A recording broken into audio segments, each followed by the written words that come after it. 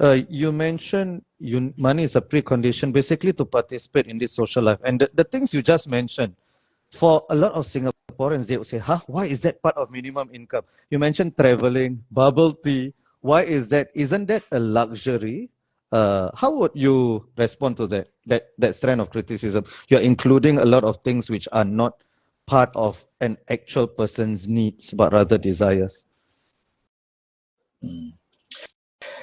These items that eventually appeared on the list, they are anchored by a definition, a textual definition of what basic needs are, and that textual definition itself fleshes out some of these material and non-material components of a basic standard of living. So the things that I just talked about, right, independence, respect, social participation, were things that ordinary members of public said that in Singapore today must be considered basic needs. So they were quite clear at the outset. This was not controversial, that in Singapore today, subsistence, so physical survival, staying alive, is no longer an adequate baseline given the kind of society that we are.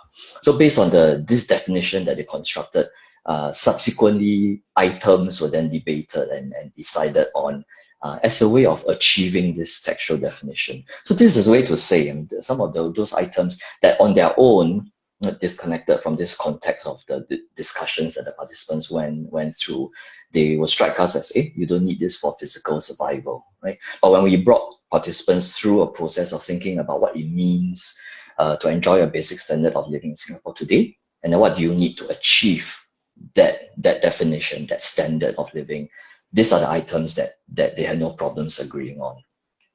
Okay, thank you. Prof. Teo?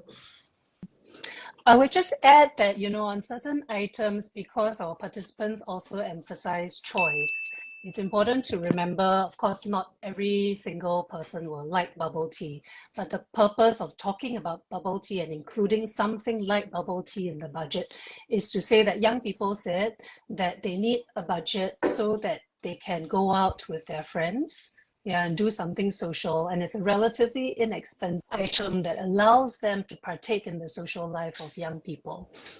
So of course, not all young people, we're not going to say that everybody has to have exactly the same item, but it's important for the budget to include items that will allow people to make some choices and allow people, very importantly, to participate in the social life. Yeah, I guess that's the reasoning behind that, right? It's not about bubble tea, but it's the human need to partake in social life, right? And there's almost a sense when people criticize you guys, including that, right? There's almost a sense of elitism, right? Oh, for me, I deserve this, right? I need my social life, right? But for you, if you are of a lower income, you don't really need that. That's not part of your.